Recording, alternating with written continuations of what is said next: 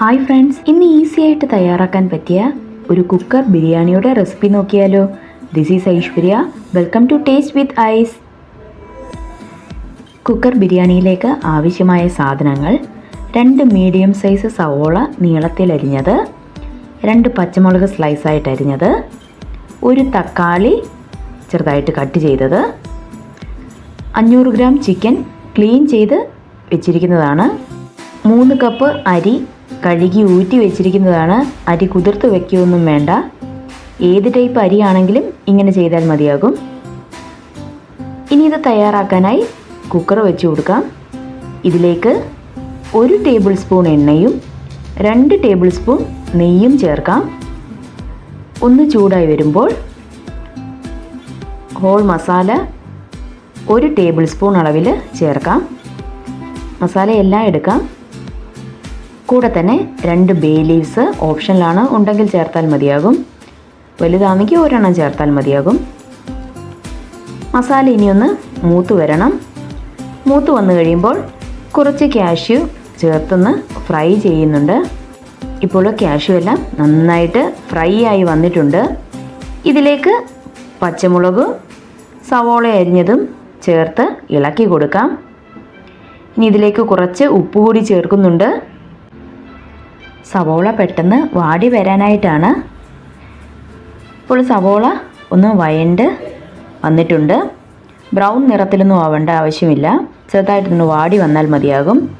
ഇനി ഇതിലേക്ക് 1 table spoon ഇഞ്ചി വെളുത്തുള്ളി പേസ്റ്റ് ചേർക്കാം. ഒന്ന് ഇളക്കി യോജിപ്പിച്ചതിന് ശേഷം അരിഞ്ഞു വെച്ചിരിക്കുന്ന തക്കാളി കൂടി ചേർത്ത് കൊടുക്കാം. ഇനി ഇത് നന്നായിട്ടൊന്ന് ഇളക്കി കൊടുക്കാം. തക്കാളി ഒന്ന് വാടി വന്നാൽ മതി. ഇപ്പോൾ തക്കാളിയെല്ലാം നന്നായി വാടി വന്നിട്ടുണ്ട്. ഇതിലേക്ക് പൊടികൾ ചേർക്കാം. 1/2 ടീസ്പൂൺ മഞ്ഞൾപ്പൊടി, 2.5 ടേബിൾ സ്പൂൺ കാശ്മീരി മുളക് പൊടി, സാദാ മുളക് പൊടിയാണെങ്കിൽ 1 ടേബിൾ സ്പൂൺ ചേർത്താൽ മതി, 1 ടേബിൾ സ്പൂൺ മല്ലിപ്പൊടി, 1 ടേബിൾ സ്പൂൺ ചിക്കൻ മസാല. ഇത്രയും ചേർത്ത് പൊടിയുടെ പച്ചമണം മാറുന്നതുവരെ ഇളക്കി കൊടുക്കാം. ശേഷം കഴുകി ക്ലീൻ ചെയ്ത് വെച്ചിരിക്കുന്ന ചിക്കൻ ചേർത്ത് കൊടുക്കാം. ചിക്കന് നന്നായിട്ട് ഈ മസാലയിലൊന്ന് യോജിപ്പിച്ചെടുക്കണം. ശേഷം അരി എത്രയാണോ എടുത്തത് അത്രയും കപ്പ് വെള്ളം കൂടി ചേർത്ത് കൊടുക്കാം. നോർമൽ വാട്ടറാണ് ചേർത്തിരിക്കുന്നത്. ഇവിടെ ഞാൻ 3 കപ്പ് അരിയാണ് എടുത്തിരിക്കുന്നത്, അതുകൊണ്ട് 3 കപ്പ് വെള്ളമാണ് ചേർത്ത് കൊടുക്കുന്നത്. ശേഷം കുറച്ച് ഉപ്പ് കൂടി ചേർക്കാം. ഒന്ന് ഇളക്കി കൊടുത്തതിന് ശേഷം കഴുകി ഊറ്റി വെച്ചിരിക്കുന്ന അരി കൂടി ചേർത്ത് കൊടുക്കാം.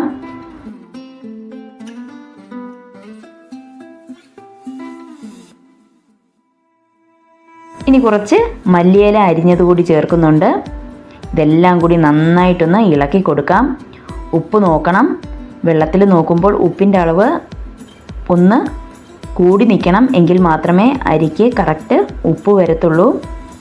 ഇല്ലെങ്കിൽ ബിരിയാണി അരിക്ക് ഉപ്പ് പിടിക്കാതെ വരും. ശേഷം നമുക്ക് മൂടി വെക്കാം. ഇനി 1 വിസിൽ വരുന്നത് വരെ വെച്ചാൽ മതി. 1 വിസിൽ വന്നതിന് ശേഷം പ്രഷർ മൊത്തം പോയി കഴിഞ്ഞിട്ട് തുറന്നാൽ മതി. ഇപ്പോൾ വിസിലെല്ലാം ആയിട്ടുണ്ട്. ഇനി പ്രഷർ പോകാനായിട്ട് വയ്ക്കാം. ഇപ്പോൾ ആവിയെല്ലാം പോയി നന്നായി വെന്ത് വന്നിട്ടുണ്ട്. നല്ല ടേസ്റ്റോടെ വളരെ പെട്ടെന്ന് വെറും 30 മിനിറ്റ് കൊണ്ട് തയ്യാറാക്കാൻ പറ്റുന്ന ഒരു ബിരിയാണിയാണ്. വളരെ ഈസിയാണ്, അതുപോലെ വളരെ ടേസ്റ്റി ആയിട്ടുള്ളൊരു ബിരിയാണി കൂടിയാണ്. എല്ലാവരും ട്രൈ ചെയ്ത് നോക്കി അഭിപ്രായം കമൻസായി അറിയിക്കൂ. വീഡിയോ ഇഷ്ടമായാൽ ലൈക്ക് ചെയ്യൂ. ചാനൽ സബ്സ്ക്രൈബ് ചെയ്യാനും മറക്കരുതേ. അപ്പോൾ പുതിയൊരു റെസിപ്പിയുമായി വീണ്ടും കാണാം. അതുവരെ ബായ്.